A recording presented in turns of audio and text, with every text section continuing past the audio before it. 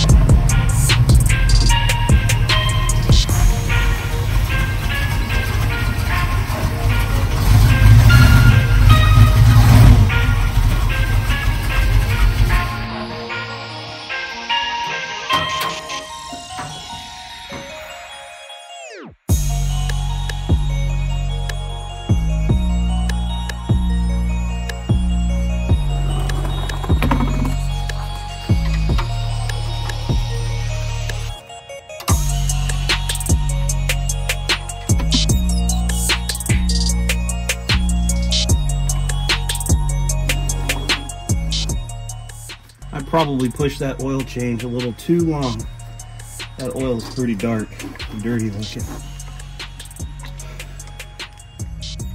So I got this crappy Fram. These Frams used to be good from what I understand, but their quality's kind of gone down. So we're gonna end up replacing this with a Wix. For a big block Mopar, the deeper filter is a PH8A, but you could also run on a small block if you have the 45-degree adapter to the side of the block. I think it's too long if it's coming out straight out of the block, but I'm not 100% sure on that. But anyway, we're gonna pull this guy off now that the oil's done dripping out of the pan, and we're gonna make a mess here, of course. Unfortunately, the cool thing about the Mopar big blocks is the filter is pretty easy to get to. The downside is that it's coming in, you know, flat, and when you take this off, it's going to dump oil all over the K-member. We're going to have to clean all that up, and then when we're going to fill the new filter to put it on, as soon as we turn it sideways, it's going to want to spill all over the place. But it is what it is. Okay. Now for the filter, hopefully, yeah, we can break it loose by hand. When you put these things on, don't over tight them. Just tighten them on, hand tight. That's good enough. And then what I like to do, try to capture some of the oil. Put a bag around it. It's not going to be 100%, but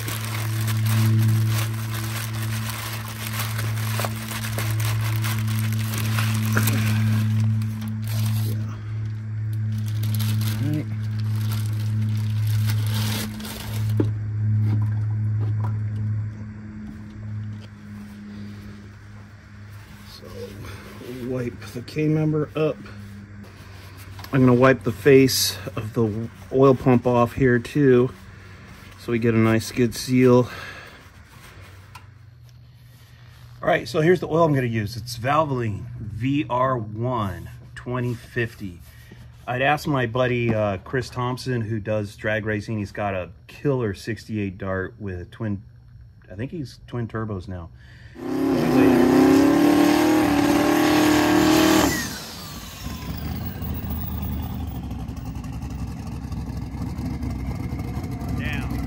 That's a sweet dart.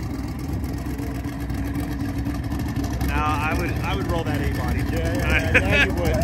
You're damn right you would. Even if it had a small block in it, I would roll that. Probably does have a small block. Might. I doubt it. It sounds too good to be a small block.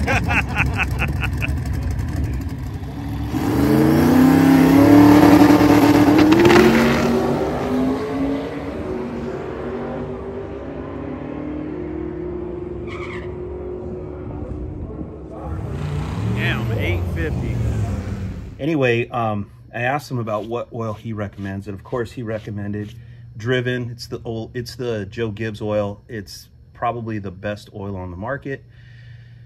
It's not easily, you can't go to AutoZone or O'Reilly's and buy it, but Valvoline you can. And so he also recommended the VR1 Valvoline oil. The reason you want to run this on an old school car that is not a roller cam, a flat tappet cam, hydraulic cam, solid lifted cam, you want to run this stuff because it's basically made for old school engines. And it says right here, flat tappet engines, and the main ingredient that you need is zinc. So where is it? Oh, right here. 2 times more zinc for extreme wear protection. So this stuff's good. I usually run like 1030, but the 2050 is a little bit thicker, but it'll be fine.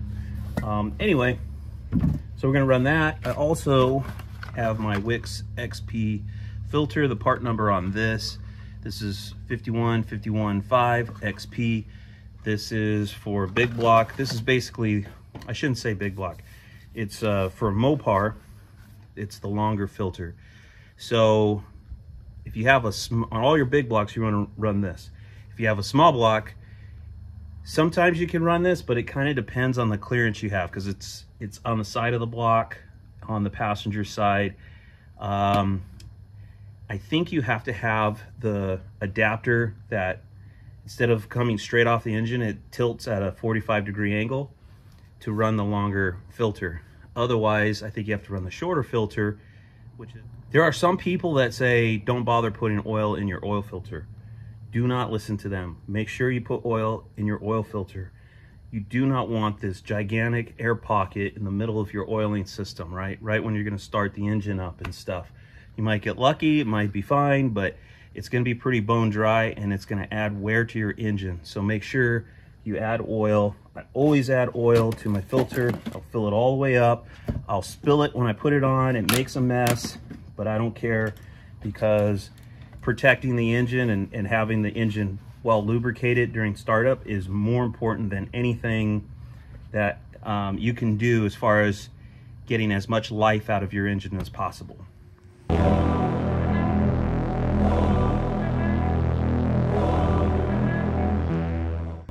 Then you take some of this oil and you rub it around the gasket here, the rubber gasket.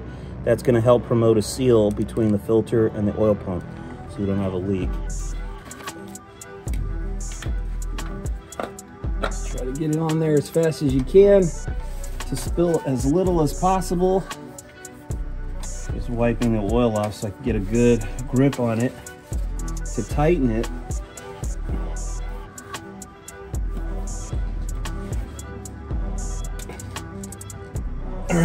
All right, it's hand tight. You don't want to tighten it any more than that, okay? Do not put a filter remover tool on it and tighten it down. That is gonna make it so tight that when you try to get it off after the engine's been hot and cold and expanding and contracting and all that stuff, next oil change, it's gonna be impossible to get this off.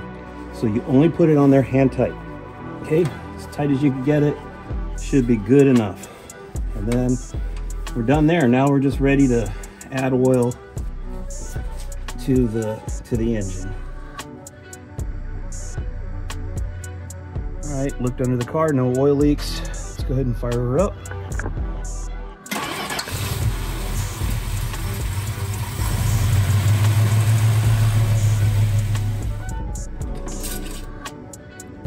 All right, cool.